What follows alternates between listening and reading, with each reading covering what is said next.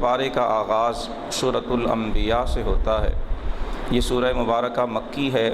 اس میں 112 آیات اور 7 رکوع ہیں۔ آغاز سورت اس اہم ترین اعلان سے فرمایا گیا کہ لوگوں کے حساب کا وقت قریب آ چکا، وَهُمْ فِي غَفْلَةٍ مُعْرِضُونَ، اور وہ غفلت میں منہ پھیرے ہوئے۔ مفسرین فرماتے ہیں یہ مشرکین و کفار کی صورتحال بتائی گئی کہ وہ روز حشر سے غفلت میں پڑے ہوئے، دنیا کی رنگینیوں، دنیا کی لذتوں، دنیا کی آسائشوں اور اس کے کھیل کود میں وہ اتنے منہمک ہیں کہ انہیں آخرت کا کوئی خیال ہی نہیں ہے۔ انہیں اپنی آخرت کا اور داور محشر کی بارگاہ کی پیشی، جس کے بارے میں قرآن فرماتا ہے یوم لا ينفع مال ولا بنون، اس عدالت میں، اس بارگاہ الہی کی پیشی کے اندر فرمایا نہ کسی کا مال کام آئے گا، نہ بیٹے کام آئیں گے، اور کوئی اس روز رب کی اجازت، اللہ کی مرضی کے بغیر کسی کی شفاعت بھی نہیں کر سکے۔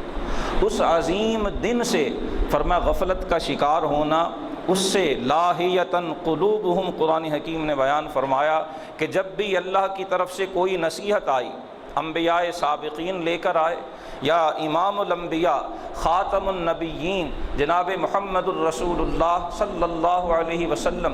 قرآن کی صورت میں عظیم ترین نصیحت لے کر آئے، فرمایا یہ ہر نصیحت کو یوں سنتے ہیں کہ ان کے دل دیگر باتوں میں مشغول ہوتے ہیں، ان کے دل دنیا کی رنگینیوں اور دنیا کی لذتوں اور اس کی فانی نعمتوں میں کھوئے ہوئے ہوتے ہیں، اس نصیحت کی طرف فرمایا ان کی توجہ ہی نہیں ہوتی۔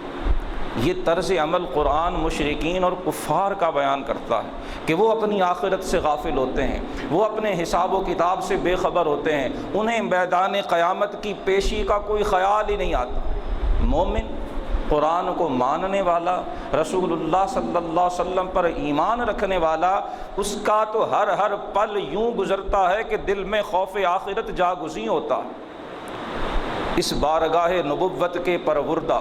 فیض یاب بارگاہ رسالت، صرف ایک بے مثال شخصیت، خلیفہ ثانی، خلیفہ راشد، امیر المومنین عمر فاروق رضی اللہ تعالیٰ عنہ کا یہ جملہ بتاتا ہے کہ مشرکین و کفار اور ایمان لانے والوں کی سوچ میں فرق کیا ہوتا۔ مشرکین و کفار کا طرز عمل، ان کا انداز فکر یہاں بیان ہوا، اور امیر المومنین نے جو انداز فکر دیا، 22.5 لاکھ مربع میل کے حکمران ہیں، اور فرمایا اگر دریائے فرات کے کنارے ایک بکری کا بچہ اور بعض روایات میں کتیا کا بچہ وہ پیاسا مر گیا تو مجھے ڈر ہے قیامت والے دن کہیں عمر سے سوال نہ کیا جائے کہ عمر تیری حکومت میں یہ جانور کا بچہ پیاسا کیسے مر گیا۔ یہ احساس فکر آخرت، یہ قیامت کے دن کی پیشی کا شعور، یہ ایمان بخشتا ہے۔ اور جہاں سے اللہ معاف فرمائے جس ذہن، جس فکر اور جس زندگی سے آخرت کی پیشی کا شعور اٹھتا چلا جاتا ہے، اس زندگی سے حسن حقیقی نکلتا چلا جاتا ہے، اس زندگی سے عمل صالح کی دولت دور ہوتی چلی جاتی ہے، اس زندگی سے اعلیٰ اخلاق اور بنیادی انسانی قدریں بھی دور ہونا شروع ہو جاتی ہیں۔ آج جس معاشرے میں ہم رہ رہے ہیں، سورۃ الانبیاء کی یہ آیات ہم سے بطور مسلمان سوال کر رہی ہیں کہ ہم دیکھیں ہماری زندگی میں فکر آخرت کہاں ہے، ہماری زندگی کے اندر آخرت کے دربار اور آخرت کی پیشی کا جو فکر، جو سوچ ہے، وہ کتنے حصے اور کس درجے تک۔ رمضان کا مہینہ ہے اور ہمارے ہاں ہو کیا رہا، ساری رات ہمارے نوجوان گلیوں میں کرکٹ کھیلتے ہیں، عشاء کی نماز پڑھی یا نہیں پڑھی، نماز تراویح ادا کی ہیں یا نہیں کی، اور اللہ معاف فرمائے بہت سارے روزہ بھی رکھ رہے ہیں یا نہیں، نہ گھر والے پوچھنے پہ آمادہ ہیں، نہ انہیں خود ڈگریاں بھی حاصل کی، دنیا کی معلومات بھی ساری آج ان کی جیبوں میں بھری ہوئی ہیں، قرآن کے پتہ نہیں کتنے ترجمے جیبوں میں ڈالے ہوئے ہیں، لیکن فکر آخرت، اپنے اعمال کے اندر درستگی اور اصلاح، راتیں ہماری گلیوں اور سڑکوں میں گزرتی ہیں، جو وہاں سے بچتے ہیں وہ ٹیلی ویژن کی سکرینز پہ سحری کا انتظار کرتے کرتے رمضان کی مقدس ترین ساعتوں کو ضائع کر رہے ہیں۔ اور اللہ پاک فرما رہا ہے زندگی کو ضائع کرنا یہ تو مشرکین و کفار کا شیوا ہے، اہل ایمان تو ہر پل آخرت کی فکر میں گھل رہے ہو۔ اسی کی طرف متوجہ کیا گیا، فرمایا وہ تو قرآن کو مانتے ہی نہیں ہیں، وہ تو کبھی کہتے ہیں کہ یہ کسی شاعر کا نعوذ باللہ کلام ہے، کبھی کہتے ہیں اضغاث و احلام، یہ تو پریشان خوابیں ہیں، کبھی کہتے ہیں یہ انہوں نے اپنی طرف سے گھڑ لیا ہے، فَلْيَأْتِنَا بِآیَةٍ كَمَا أُرْسِلَ الْأَوَّلُونَ، ہمارے پاس ایسی نشانیاں کیوں نہیں لاتے جیسے پہلے انبیاء لے کر آئے، یہ اپنے بغل میں ہاتھ ڈال کے ہمیں ید بیضا دکھائیں، ہمیں جو ہے وہ اژدہے اور وہ لاٹھی والا معجزہ جو ہے وہ دکھایا جائے، فلاں نبی کا جو معجزہ ہے وہ لایا جائے۔ اللہ رب العالمین نے ان کی ان بے شرفا باتوں کی تردید کی اور فرمایا ہم نے اپنے حبیب صلی اللہ علیہ وسلم سے پہلے بھی مردوں کو رسول بنا کے بھیجا، فاسألوا اہل الذکر ان کنتم لا تعلمون، اگر تمہیں علم نہیں تو اہل علم سے دریافت کر لو، جو تورات و انجیل کے پیروکاروں میں اہل حق ہیں، اہل انصاف ہیں، ان سے پوچھ دیکھو کہ میرا حبیب اسی سلسلہ نبوت کی ذرّی کڑی ہے جس سلسلہ نبوت میں ابراہیم و اسماعیل و اسحاق و موسیٰ و عیسیٰ علی نبینا علیہم الصلاۃ والتسلیمات ہیں، انہی میں اسی سلسلہ نبوت کی آخری اور ذرّی ترین کڑی میرا حبیب صلی اللہ علیہ وآلہ وسلم۔ اور پھر فرمایا ثم صدقناہم الوعد فانجیناہم ومن نشاء واہلکنا المسرفین، فرمایا ہم مہلت دیا کرتے ہیں اور جب ہماری دی ہوئی مہلت سے کوئی قوم فائدہ نہیں اٹھاتی تو پھر اللہ کا سچا وعدہ آ جایا کرتا ہے، پھر ہم انہیں نجات دیتے ہیں جنہیں ہم چاہیں، واہلکنا المسرفین، اور حد سے بڑھنے والوں کو ہم ہلاک کر دیتے ہیں۔ بے شک ہم نے تم پر ایک ایسی کتاب اتاری فیہ ذکرکم، ذکرکم کا معنی بعض مفسرین نے نصیحت فرمایا ہے کہ جس کتاب میں تمہیں نصیحت کی گئی، اور بعض نے اس کا معنی ناموری اور شہرت، کہ یہ خصوصاً مشرکین مکہ سے خطاب ہے کہ یہ کتاب تو تمہیں آسمان شہرت کی بلندیوں پہ پہنچانے کے لیے آئی ہے، تم اس صاحب کتاب کی مخالفت کی بجائے تمہیں تو ان کی اطاعت کرنی چاہیے کہ اس صاحب کتاب کی برکت سے رہتی دنیا تک تمہارا نام باقی رہنے والا ہے۔ اللہ نے شہر مکہ کو اور یہاں کی جو ہے وہ اس زمین کو اپنے حبیب کے وجود سے مسعود اور بابرکت فرما کے اسے قیامت تک کے لیے عزتوں سے سرفراز کر دیا ہے۔ افلا تعقلون، کیا تم غور نہیں کرتے؟ اور آیہ نمبر 11 میں فرمایا کہ کتنی بستیاں تھیں جنہیں ہم نے برباد کر دیا جبکہ وہاں کے رہنے والے ظالم تھے، اور پھر ہم نے اس کے بعد ایک نئی قوم پیدا کی۔ یہ صفحہ ہستی، یہ صفحہ کائنات، یہ زمین گواہ ہے کہ قومیں آتی جاتی رہی ہیں، عزت ترقی عروج انہی کو ملا ہے جو اللہ کے فرما بردار ہوئے، اور جنہوں نے اللہ کی نافرمانی کو اپنا آرٹ سمجھ لیا، اللہ کے احکام کی مخالفت کو اپنا فن گردانا، اللہ اور اللہ کے رسول کے احکام کی کھلم کھلا خلاف ورزی اور ان کی تکذیب کو ہی زندگیوں کی معراج سمجھ لیا، پھر انہیں گمنامی کی ان پستیوں میں پھینکا گیا کہ دنیا کو ان کا نام تک بھی یاد نہیں رہا۔ اور فرمایا یہ حق ہے کہ جب بھی اللہ کا عذاب کسی قوم پر آیا تب ان کے پاس اس کے سوا کوئی چارہ نہیں تھا کہ وہ اس بات کا اقرار کر بیٹھے انا کننا ظالمین، ہاں ہم ہی اپنی جانوں پر ظلم کرنے والے تھے، لیکن جب معاملہ مہلت سے آگے نکل جائے پھر یہ اعتراف حقیقت کسی کام کا نہیں رہتا ہے۔ فرشتوں کے بارے میں بتایا گیا کہ وہ اللہ کے معزز بندے ہیں، وہ اس کی عبادت میں محو مشغول رہتے ہیں، وہ لڑکیاں یا عورتیں نہیں ہیں بل عباد مکرمون، نہ وہ اللہ کے شریک ہیں بلکہ اللہ کے عزت والے بندے ہیں اور اس کے حد درجہ فرما بردار۔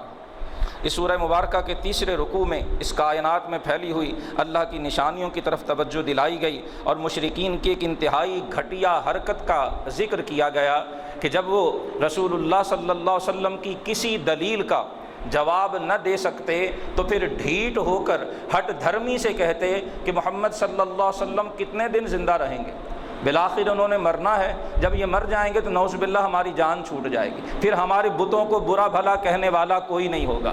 اللہ پاک نے ان کی اس ہٹ دھرمی اور انتہائی جاہلانہ جو حرکت تھی اس کے جواب میں فرمایا وما جعلنا لبشر من قبلک الخلد، ہاں یہ حقیقت ہے کہ جو اس دنیا میں آیا اس نے اسے چھوڑ کے بھی جانا ہے۔ اس آپ صلی اللہ علیہ وسلم سے پہلے بھی ہم نے کسی انسان کو ہمیشہ کے لیے اس دنیا میں رہنے کی مہلت نہیں دی۔ افَإِن مِتَّ فَهُمُ الْخَالِدُونَ، اگر میرے حبیب نے دنیا کو چھوڑنا ہے تو کیا یہ معترضین سدا یہیں رہیں گے؟ انہیں موت نہیں آنی؟ کیا انہوں نے نہیں مرنا؟ کیا یہ اپنی موت کو بھولے ہوئے ہیں؟ صرف میرے حبیب صلی اللہ علیہ وسلم کے پردہ کرنے کا انتظار کر رہے ہیں۔ کل نفس ذائقۃ الموت، اور یہاں پھر اس حقیقت کو آشکارا کیا گیا کہ ہر جان نے موت کا مزہ چکھنا ہے۔ وَنَبْلُوكُمْ بِالشَّرِّ وَالْخَيْرِ فِتْنَةً، اور ہم تمہاری آزمائش کرتے ہیں برائی اور بھلائی سے آزمانے کو۔ وَإِلَيْنَا تُرْجَعُونَ، ہماری بارگاہ کی طرف تم نے پلٹ کر آنا۔ اس سورہ مبارکہ میں کئی ایک جلیل القدر عظیم المرتبت انبیاء کرام علیہم الصلاۃ والتسلیمات کا ذکر خیر ہوا، جناب موسیٰ و ہارون علیہ السلام کا ذکر ہوا، اور پھر 5ویں رکوع میں حضرت ابراہیم علیہ السلام کا ذکر بڑی تفصیل سے کیا گیا۔ بالخصوص یہاں پر حضرت ابراہیم علیہ السلام کے بتوں کو جو ہے وہ ریزہ ریزہ کرنے کا، اور نمرود اور ان کی قوم کے آپ کو اپنے دربار میں بلا کر آپ سے باز پرس کرنے اور سوال و جواب کرنے کا ذکر ہے۔ آپ کا انہیں یہ جواب دینا کہ تم کہتے ہو کہ یہ بت ساری کائنات کا نظام چلا رہے ہیں، اگر ایسا ہے تو پھر انہیں کس نے توڑا ہے؟ یہ مجھ سے کیوں پوچھتے ہو؟ انہی بتوں سے پوچھ لو۔ یہ جو سب سے بڑا بت ہے جسے تم اپنا سب سے بڑا خدا کہتے ہو، کلہاڑا اس کے کندھے پہ ہے، ان سے پوچھو کہ ان کی یہ حالت کس نے کی ہے۔ جب جناب ابراہیم نے سب کے سامنے یہ اعلان فرمایا تو پھر وَثُمَّ نُكِسُوا عَلَىٰ رُؤُوسِهِمْ، شرمندگی سے سر جھکا کے بیٹھ گئے اور کہنے لگے لَقَدْ عَلِمْتَ مَا هَؤُلَاءِ يَنطِقُونَ، ابراہیم آپ کو پتہ ہے یہ بول نہیں سکتے۔ جناب ابراہیم نے فرمایا اُفٍّ لَكُمْ وَلِمَا تَعْبُدُونَ مِن دُونِ اللَّهِ، پھر افسوس ہے تمہاری عقلوں پہ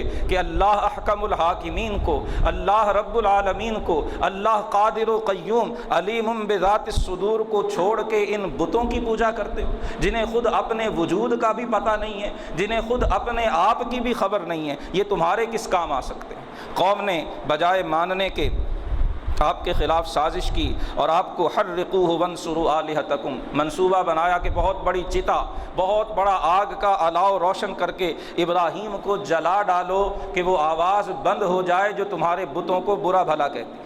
تھوڑا سا اگر غور کریں، مشرکین مکہ حضور کے مرنے کا انتظار کر رہے ہیں، اور ابراہیم علیہ السلام کے زمانے کے مشرکین و کفار آگ جلا کر اس آواز کو بند کرنا چاہتے ہیں جو ان کے بتوں کو برا بھلا کہتے ہیں۔ کتنی مماثلت ہے دونوں میں، اور صدیوں کا فاصلہ ہے۔ قرآن فرما رہا ہے کہ ذہنیت نہیں بدلا کرتی، فکر اور سوچ نہیں بدلا کرتی، باطل پرست سوچ ہر دور میں ایک ہی ہے اور حق پرست سوچ بھی ہر دور میں ایک ہی رہی ہے۔ نام بدلتے رہتے ہیں، کردار بدلتے رہتے ہیں، سوچ وہی ہے۔ اور جو حق کی راہ میں مشکل برداشت کرتا ہے، تانے سہتا ہے، الزام سہتا ہے، لوگوں کی ترچھی نگاہیں برداشت کرتا ہے، لیکن دل اللہ کی رضا پہ مطمئن رہتا ہے، اللہ اسے عزتوں کے تاج پہناتا ہے۔ انہوں نے آگ کا الاؤ روشن کیا، اکیلے ابراہیم ہیں، کوئی دوسرا خدا کو ماننے والا نہیں ہے۔ رسیوں میں جکڑا گیا، منجنیق کی ترکیب تفسیرات کے مطابق شیطان نے آ کر سجھائی، زنجیر آپ کو رسیوں میں جکڑ کر منجنیق میں ڈال کر آگ میں پھینکا جا رہا ہے۔ اور مفسرین فرماتے عالم بالا میں بھی کوہرام بپا ہو جاتا ہے۔ فرشتے اللہ کی بارگاہ میں عرض کرتے ہیں کہ مولا ایک ابراہیم ہے جو پوری زمین پہ تیرا نام لینے والا ہے، مولا آج اگر اس ابراہیم کی آواز بھی خاموش کرا دی گئی تو الہی تیرا نام لینے والا کوئی نہیں بچے گا۔ حکم ہوتا ہے جاؤ جا کے ابراہیم سے پوچھ لو، اگر وہ کہتا ہے تو جو کہتا ہے وہ کر گزرو، جو میرا ابراہیم کہے تم کر گزرو۔ جناب جبریل علیہ السلام تشریف لاتے ہیں، ہوا کا فرشتہ، بادلوں کا فرشتہ، تفسیری اقوال کے مطابق جناب ابراہیم علیہ السلام سے پوچھتے ہیں کہ ابراہیم کوئی حاجت، کوئی کام، حکم فرمائے ہم بادلوں کے فرشتے کو کہیں بارش برسا کے اس چتا کو ٹھنڈا کر دیا جائے، حکم فرمائے ہواؤں کے فرشتوں کو کہا جائے کہ وہ اسے اڑا کے خود نمرود اور اس کی قوم کے محلات اور گھروں پہ ڈال کے انہیں خاکستر کر دے۔ اور جناب ابراہیم رضائے مولا از ہما اولا کا پیکر بنتے ہوئے، اللہ کی رضا ہر چیز پہ حاوی ہے، وہی ابراہیم کی مرضی ہے۔ آپ فرماتے ہیں جبریل مجھے تم سے یا کسی فرشتے سے کچھ نہیں کہنا۔ جناب جبریل عرض کرتے ہیں کہ ابراہیم اگر مجھے کچھ نہیں کہنا چاہتے تو اپنے رب کی بارگاہ میں ہی التجا فرمائیے۔ جناب ابراہیم جو جواب دیتے ہیں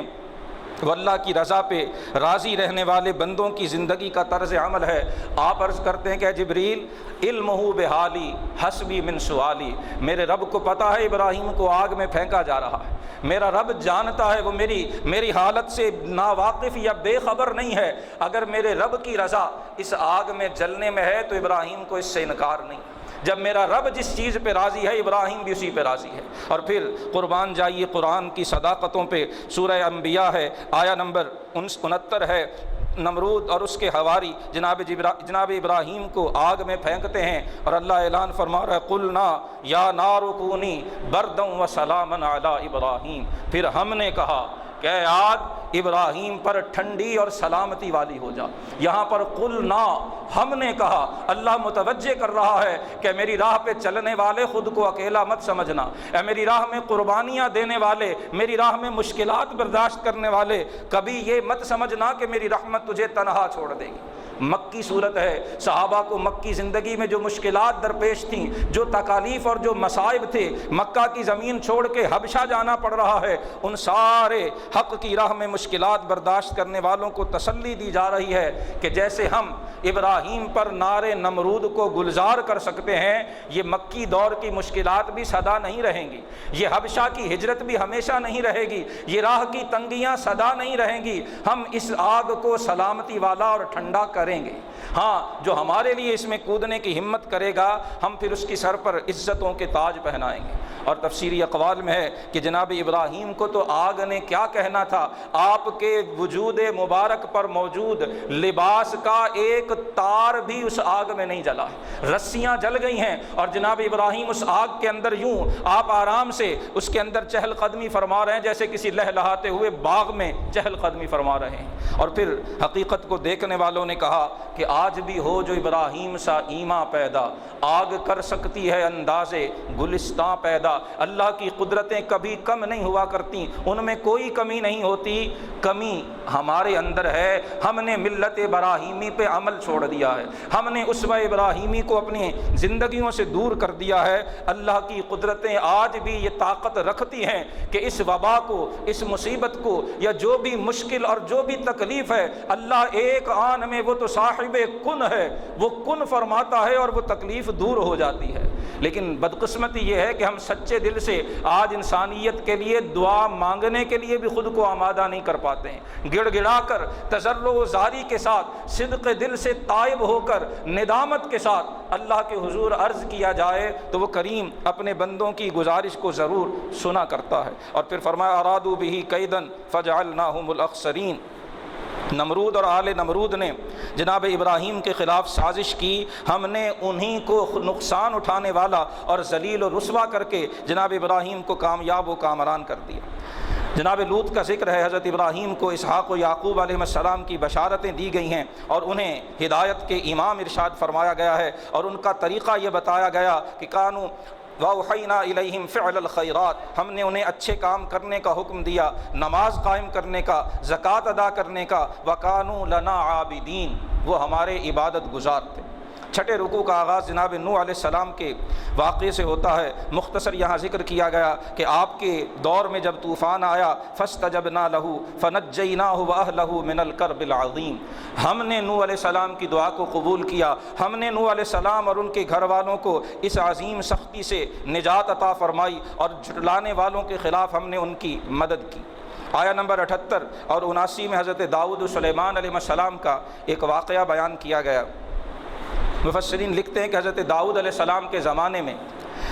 ایک آدمی کے کھیت میں کسی کی بکریاں گھس گئیں، فصل تیار تھی، ان جانوروں نے اس سارے کھیت کو چر کے ختم کر ڈالا، برباد کر ڈالا۔ مقدمہ جناب داؤد کی عدالت میں پیش ہوا، کھیت والا مدعی بنا کہ جی اس شخص کے جانوروں نے میرا سارا کھیت ضائع کر دیا۔ جناب داؤد نے فیصلہ کیا کہ یہ بکریاں اور یہ جانور جنہوں نے کھیت برباد کیا ہے، یہ کھیت کے مالک کو دے دی جائیں تاکہ اس کا جو نقصان ہے اس کا ازالہ ہو سکے۔ مفسرین فرماتے ہیں ان جانوروں کی قیمت تقریباً اتنی ہی تھی جتنی فصل کی قیمت تھی جو ضائع ہوئی تھی۔ جناب سلیمان علیہ السلام ابھی چھوٹے تھے، آپ کو جب پتہ چلا تو آپ نے کہا کہ اس مقدمے کا فیصلہ اس سے بھی بہتر ہو سکتا۔ جناب داؤد علیہ السلام کو بتایا گیا کہ حضرت سلیمان یہ کہتے ہیں، آپ نے بلایا اور فرمایا بیٹا اس سے بہتر کیا فیصلہ ہے؟ آپ نے فرمایا کہ اس سے بہتر یہ ہے کہ بکریاں اتنے عرصے کے لیے کھیت کے مالک کو دے دی جائیں، وہ ان کو چارہ بھی کھلائے، ان کا دودھ بھی پیے اور ان سے دیگر منافع بھی حاصل کرے،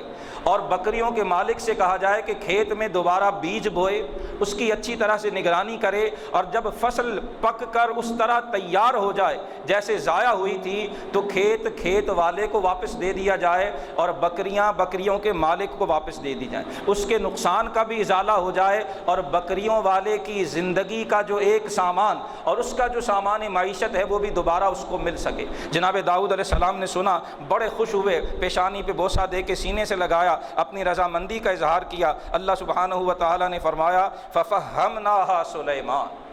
سلیمان علیہ السلام کو یہ معاملہ ہم نے سمجھایا تھا۔ فرمایا اپنے سلیمان علیہ السلام کے دل میں یہ تجویز ہم نے ڈالی تھی، وَكُلًّا آتَيْنَا حُكْمًا وَعِلْمًا۔ جناب داؤد و سلیمان اللہ کے ان عظیم المرتبت انبیاء میں سے ہیں جنہیں اللہ نے نبوت بھی عطا فرمائی اور بادشاہت بھی عطا فرمائی، اور بادشاہت بھی ایسی بے مثال بادشاہت ہے کہ جس کا تصور بھی انسان کو حیران کر دیتا ہے۔ یہاں اس کے کچھ نمونے بیان کیے۔ فرمایا ہم نے داؤد علیہ السلام کے لیے پہاڑوں کو مسخر کر دیا، وہ تسبیح حضرت داؤد علیہ السلام کے ساتھ پڑھا کرتے تھے، والطیر، اور ہم نے پرندوں کو بھی مسخر کیا، وہ بھی تسبیح جناب داؤد کے ساتھ پڑھتے، وَكُنَّا فاعلین، اور یہ کام ہم کرتے تھے۔ بعض لوگوں نے یہاں ترجمے میں یہ ذکر کیا کہ جی پہاڑوں کی تسبیح یہ تھی کہ جب داؤد علیہ السلام تسبیح پڑھتے تو ان سے گونج کی آواز آتی، وہ جو صدائے باز گشت ہوتی ہے وہ ان پہاڑوں سے گونجا کرتی، اسی کو تسبیح کہا گیا۔ لیکن مفسرین فرماتے ہیں اس میں جناب داؤد کی تو کوئی خصوصیت نہیں رہ جاتی، پہاڑوں میں جا کے کوئی شخص بھی آواز دے، باز گشت ہوتی ہے، آواز دوبارہ گونج جاتی ہے۔ جناب داؤد کا کوئی تو اختصاص تھا، کوئی تو خاص معجزہ تھا جسے قرآن نے اتنے خاص انداز میں ذکر کیا، اور پھر بالخصوص اختتام آیت پہ فرمایا کہ یہ ہم کرنے والے تھے۔ لہذا مفسرین فرماتے یہ کہنا درست نہیں ہے، حق یہی ہے کہ پہاڑوں کی چٹانیں جناب داؤد کے ساتھ تسبیح کہا کرتی تھی، جیسے رسول اللہ صلی اللہ علیہ وسلم کے زمانے میں حضور کے سامنے کنکریوں نے کلمہ پڑھا، درختوں نے کلمہ پڑھا، بے جان چٹانوں نے رسول اللہ کو سلام کہا اور سننے والوں نے اس آواز کو سنا ہے، اسی طرح سے جناب داؤد علیہ السلام کے ساتھ باقاعدہ پہاڑ بھی تسبیح کہا کرتے تھے اور پرندے بھی تسبیح کہا کرتے تھے۔ اور اللہ پاک فرما رہا ہے کننا فاعلین، یہ ہمارے کام تھے، یہ معجزات ہم نے جناب داؤد کو عطا کیے تھے۔ آیا نمبر 80 میں فرمایا کہ ہم نے انہیں زرہیں بنانے کا علم بھی سکھایا تھا، اور دوسرے مقام پر فرمایا النا لہ الحدید، ہم نے داؤد علیہ السلام کے لیے لوہے کو نرم کر دیا تھا۔ زرہ لوہے کے لباس کو کہتے ہیں، جو لوہے کی کڑیوں سے بنی ہوئی ایک جیکٹ، ایک آئرن جیکٹ جو جنگوں میں تلوار نیزوں کے وار سے بچنے کے لیے پہنی جاتی ہے۔ قرآن فرماتا ہے یہ سب سے پہلے اللہ نے حضرت داؤد علیہ السلام کو سکھایا بھی، لوہے کو ان کے لیے نرم بھی کیا۔ وَلِسُلَيْمَانَ الرِّيحَ عَاصِفَةً، جناب داؤد کے معجزات کے بعد حضرت سلیمان کے معجزات کا ذکر کیا کہ ہم نے ان کے لیے ہوا کو مسخر کر دیا، تجری بامرہ، سورۃ الانبیاء آیا نمبر 81 ہے۔ ٹھنڈے دل سے اطمینان سے غور و فکر کرنے کی دعوت دے رہی ہے۔ اللہ پاک فرما رہا ہم نے ہوا کو سلیمان علیہ السلام کے لیے مسخر کیا، اور وہ ان کے حکم سے چلا کرتی تھی اس سرزمین کی طرف جس میں ہم نے برکت رکھی ہوئی۔ وَكُنَّا بِكُلِّ شَيْءٍ عَالِمِينَ، ہم ہر چیز کو جاننے والے ہیں، اور ہم نے شیطانوں کو ان کے لیے مسخر کیا۔ مراد شیاطین جن ہیں جو ان کے لیے غوطہ لگاتے، سمندر کی تہ سے طرح طرح کی نعمتیں جناب سلیمان کے لیے نکال کر لاتے۔ وَيَعْمَلُونَ عَمَلًا دُونَ ذَلِكَ، یہاں یہ فرمایا گیا، اور سورہ سبا میں 22ویں پارے میں تفصیل سے فرمایا کہ وہ بڑی بڑی دیگیں، بڑے بڑے لگن، اور ان کے لیے بڑی بڑی عمارتیں میں محاریب و تماثیل و جفان کالقدور الراسیات، یہاں یعملون عملا دون ذالک، فرمایا جنات یہ سارے کام جناب سلیمان کے حکم سے کرتے تھے۔ وَكُنَّا لَهُمْ حَافِظِينَ، اور ہم ہی انہی کو روکے ہوئے تھے۔ حضرت داؤد و سلیمان کی یہ شان قرآن بیان فرما رہا ہے۔ ہوائیں ان کے لیے مسخر ہیں، جنات ان کے تابع ہیں۔ سورہ نمل میں ذکر آ رہا ہے 19ویں پارے میں کہ اللہ پاک نے پرندوں پر، درندوں پر، جانوروں پر، چوپایوں پر انہیں حکومت عطا فرمائی۔ یہ قرآن کا بیان ہے۔ اب یہ پڑھ کے پھر کہنا کہ کوئی نبی اور ولی، کسی نبی کے اختیار میں کچھ نہیں ہوتا، کسی نبی کو اللہ نے کوئی اختیار نعوذ باللہ نہیں دیا ہوا ہے، انبیاء بھی عام انسانوں کی طرح بے بس ہوتے ہیں، یہ قرآن حکیم کے خود اپنے بیان کے خلاف ہے۔ قرآن انبیاء کرام کے معجزات، اللہ نے کائنات میں تصرف کرنے کے انہیں جو اختیار عطا فرمائے تھے، ان سب کا ذکر بڑے عظیم الشان انداز میں کرتا ہے۔ اور کہیں فرمایا کنا فاعلین، کہیں فرمایا کنا لہم حافظین، متوجہ کیا جا رہا ہے کہ اللہ کے نبیوں کو یہ شانیں خود اللہ نے عطا فرمائی، انہیں یہ شانیں رب نے عطا فرمائی ہیں، سو جو ان کی شانوں کا انکار کرتا ہے وہ اللہ کے عطیے کا انکار کرتا ہے، اور ایسا کرنے والا ہرگز صاحب ایمان نہیں ہو سکتا۔ جناب داؤد و سلیمان جو صاحب سلطنت و حکومت تھے، ان کا ذکر کرنے کے بعد جناب ایوب کا ذکر کیا جا رہا ہے کہ انہیں تکلیف پہنچی اور انہوں نے اللہ کی بارگاہ میں عرض کی انی مسنی الضر، مولا مجھے تکلیف پہنچی ہے، وانت ارحم الراحمین، اور یا اللہ تو سب سے بڑھ کر رحم فرمانے والا۔ جناب ایوب کو کیا تکلیف پہنچی تھی قرآن حکیم نے ذکر نہیں کیا ہے، حدیث صحیح میں اس کی تفصیل نہیں ملتی ہے۔ تورات کے اندر، انجیل میں یہ تفصیلات ہیں جو ہمارے ہاں مشہور ہو گئی ہیں کہ نعوذ باللہ جسم پر آبلے پڑے اور اس میں اللہ معاف فرمائے کیڑے پڑ گئے تھے۔ محققین فرماتے ہیں کہ اللہ کے کسی بھی نبی کو ایسی بیماری یا اللہ پاک ایسی آزمائش میں مبتلا نہیں فرماتا جس سے لوگ ان سے نفرت کرنے لگیں یا گھن کھانے لگیں یا اسے حقیر اور برا سمجھنے لگیں۔ اللہ کے انبیاء کی شان اس سے بہت بلند ہوا کرتی ہے۔ جناب ایوب علیہ السلام کے بارے میں یہ کیڑوں والی روایت نہ یہ قرآن نے بیان کی ہے نہ کسی حدیث صحیح میں بیان ہوئی ہے، یہ تورات و انجیل کے بیانات ہیں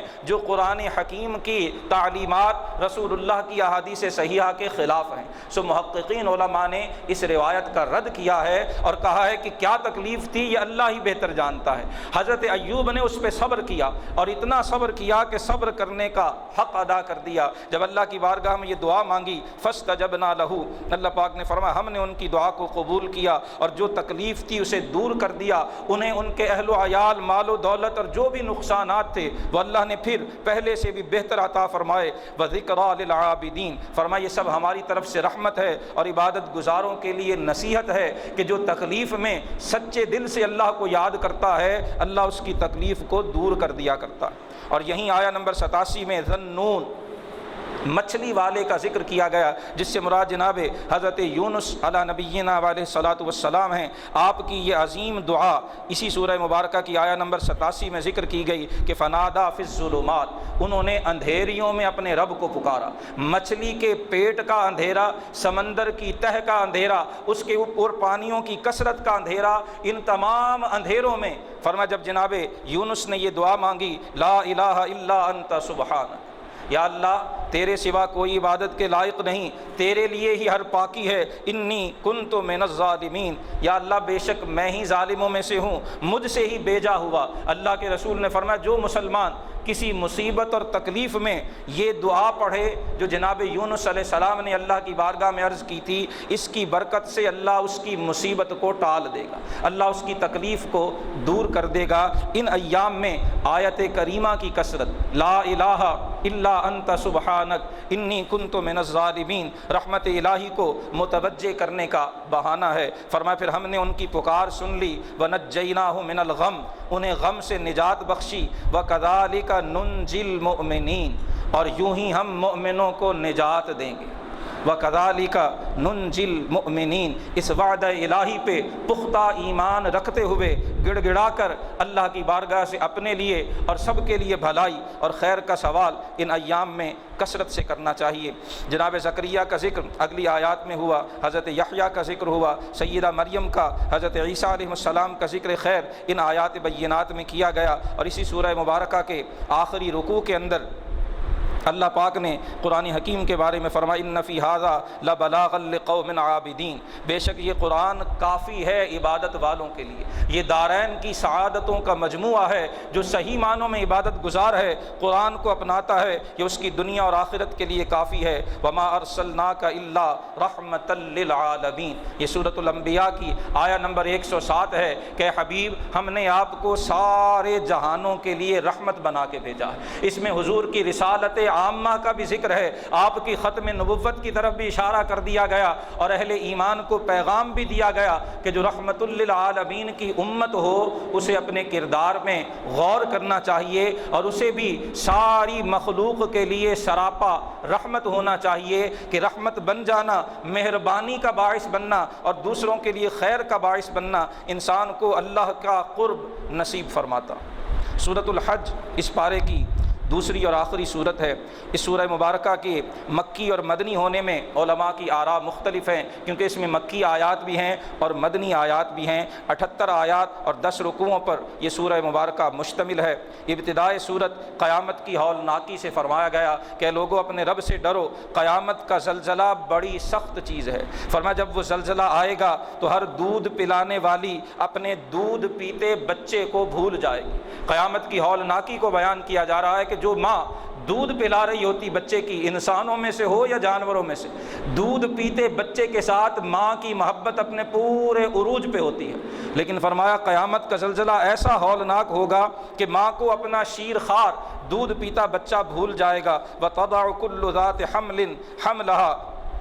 ہر حاملہ اپنا حمل ضائع کر بیٹھے گی، اور لوگ یوں دکھائی دیں گے سکارا، جیسے وہ نشے میں ہیں، پاؤں رکھیں گے کہیں اور پڑیں گے کہیں۔ وما ہم بسکارا، اللہ فرما رہا ہے وہ نشے میں نہیں ہوں گے، ولکن عذاب اللہ شدید، اللہ کا عذاب ایسا سخت ہوگا کہ لوگ اپنے ہوش و حواس کھو بیٹھیں۔ فرمایا کچھ لوگ وہ ہیں جو قیامت کے بارے میں اور اللہ پاک کے احکام کے بارے میں بغیر دلیل کے جھگڑتے ہیں، انہیں متوجہ کیا جا رہا ہے۔ اس سورہ مبارکہ کی آیہ نمبر 5 میں بڑے معجزانہ انداز سے اللہ پاک نے اپنی قدرتوں کا ذکر کیا۔ فرمایا لوگو اگر تمہیں قیامت کے قائم ہونے میں شک ہے تو غور تو کرو، ہم نے تمہیں مٹی سے پیدا کیا، پھر پانی کی بوند سے پیدا کیا، پھر پانی کی وہ بوند خون کی ایک پھٹک اور اس کا ایک جو ہے وہ حصہ بنی، پھر اسی سے ہم نے گوشت کی بوٹی بنائی، پھر اسی سے نقشہ بنایا، اور کوئی بغیر نقشے کے ہی ضائع ہو جاتا ہے۔ لِنُبَيِّنَ لَكُمْ، یہ ہم تمہیں بیان کرنے کے لیے ذکر کر رہے ہیں۔ پھر ہم انہیں ایک مدت تک رحموں میں رکھتے ہیں جب تک ہم چاہیں، پھر انہیں بچے کی صورت ہم دنیا میں بھیجتے ہیں۔ پھر ان میں سے کچھ تو وہ ہیں جو اپنی طبعی عمر تک پہنچتے ہیں، اور کچھ اس سے پہلے ہی جب اللہ کو منظور ہو وفات پا جاتے ہیں، اور کچھ وہ ہیں الی ارذل العمر، جنہیں ہم زندگی کے عمر کے گھٹیا ترین حصے تک پہنچاتے ہیں، لکی لا یعلم من بعد علم شیئا، تاکہ وہ جاننے کے بعد پھر کچھ نہ جانے۔ یہ ارذل العمر جسے گھٹیا ترین عمر کہا گیا، یہ عمر کا وہ حصہ جب انسان کے حواس ساتھ چھوڑ جاتے ہیں، یادداشت ختم ہو جاتی ہے اور انسان کے ہاتھ پاؤں بھی اپنے قابو میں نہیں رہتے، اسے ارذل العمر کہا گیا۔ رسول اللہ صلی اللہ علیہ وسلم نے اس ارذل العمر سے پناہ مانگی ہے۔ اللہ پاک فرما رہا ہے تمہارے وجود کی یہ ساری تبدیلیاں کیا یہ تمہیں اس طرف متوجہ نہیں کرتی کہ جو رب ان ساری تبدیلیوں پہ قادر ہے وہ تمہیں مرنے کے بعد دوبارہ زندہ فرمانے پہ بھی قادر ہے۔ زمین کی مثال دی گئی کہ اسے خشکی کے بعد، قحط سالی کے بعد اور بالکل ویران ہونے کے بعد اللہ پاک بادلوں کے ذریعے آسمانوں سے پانی برسا کے انہیں پھر زندہ کرتا ہے۔ ذالک بان اللہ هو الحق، فرمایا یہ ساری چیزیں بتاتی ہیں کہ اللہ حق ہے، وہی مردوں کو زندہ فرمائے گا، وانہ علی کل شیء قدیر، اور وہ ہر چیز پر قادر ہے۔ اسی سورہ مبارکہ میں حج کا ذکر کیا گیا۔ جناب ابراہیم علیہ السلام کو اللہ نے حج کرنے کا اور حج کے بارے میں لوگوں میں اعلان کرنے کا حکم دیا، اپنے گھر کو حج کے لیے آنے والوں عبادت گزاروں کے لیے صاف ستھرا رکھنے کا حکم دیا گیا، حج کے لیے جو جانور ساتھ لے کے جائے جاتے ہیں ان کا ذکر کیا گیا، اور یہاں تک فرمایا گیا کہ وہ اللہ کی نشانیوں میں سے ہیں۔ وَمَن يُعَظِّمْ شَعَائِرَ اللَّهِ فَإِنَّهَا مِن تَقْوَى الْقُلُوبِ، اور فرمایا جو اللہ کی نشانیوں کی تعظیم کرتا ہے سو اس کے دل کے متقی ہونے کی علامت ہے۔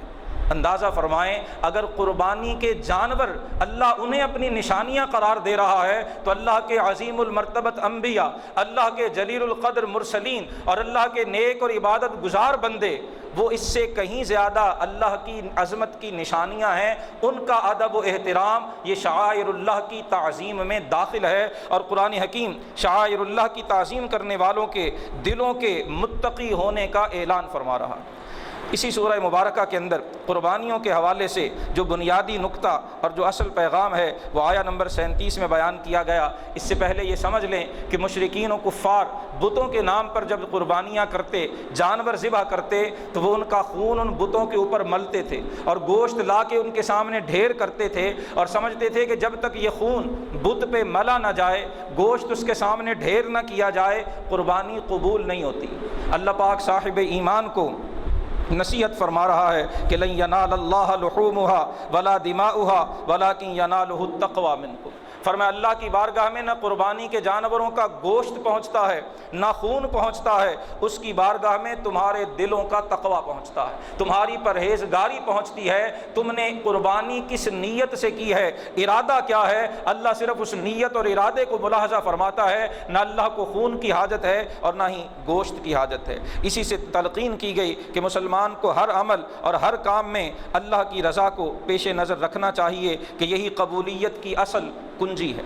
اگلے رکوع میں جہاد کی اجازت بھی دی گئی اور ساتھ ساتھ پہلی قوموں کا ذکر بھی کیا گیا، اور بڑے بلیغانہ اسلوب میں فرمایا گیا کہ کتنی بستیاں تھیں جن کے ظالم ہونے کی وجہ سے ہم نے انہیں برباد کر دیا، وہ اپنی چھتوں کے بل گری پڑی ہیں، اور کتنے کنویں ہیں جو بیکار پڑے ہیں، اور کتنے مضبوط محل ہیں جو آج ویران ہیں اور ان میں رہنے والا کوئی نہیں۔ فرمایا یہ سب اسی لیے ہوا کہ انہوں نے اللہ کے احکام کی خلاف ورزی کی۔ آیا نمبر 46 میں فرمایا انہا لا تعمل ابصار، فرمایا یہ سر کی آنکھیں اندھی نہیں ہوتی، دل اندھے ہو جاتے ہیں جو سینوں میں ہوا کرتے ہیں۔ اور ایک حدیث مبارکہ میں فرمایا گیا کہ سب سے برا اندھا پن وہ دل کا اندھا پن ہے، کہ جب دل اندھے ہو جائیں تو آنکھوں کی بینائی بھی انسان کے لیے ہرگز مفید نہیں رہتی۔ اسی سورہ مبارکہ کے آخر میں اللہ پاک کی قدرتوں کا ذکر ایک بار پھر بڑی تفصیل سے کیا گیا، اور آیہ کریمہ کا اختتام اس پیغام سے کیا گیا کہ ملت ابیکم ابراہیم، اللہ نے جو تمہیں یہ دین اسلام عطا فرمایا یہ تمہارے باپ کا دین ہے، اللہ تمہارے باپ ابراہیم کا دین ہے، اللہ ہی نے تمہارا نام مسلمان رکھا، اور اس سے پہلی قوموں کو بھی اللہ پاک نے اپنا پیغام بھیجا، ان کی کتابوں میں بھی حق کی تعلیمات بیان فرمائیں، لیکون الرسول شہیدا علیکم وتکونوا شہداء علی الناس، تاکہ اللہ کے رسول تمہارے حق میں گواہی دیں اور تم لوگوں پر گواہی دو۔ سو نماز قائم کرو، زکوٰۃ ادا کرو، اللہ کی رسی مضبوطی سے تھام لو، ہوا مولاکم، وہ تمہارا مولا ہے، فنعم المولا ونعم النصیر، تو کیا ہی اچھا مولا اور کیا ہی اچھا مددگار۔ اسی مولا اور اسی نعم النصیر کی بارگاہ میں دعا ہے کہ وہ ہماری اس مشکل کو بھی دور فرمائے اور ہمیں قرآن حکیم کی شفاعت قبر و حشر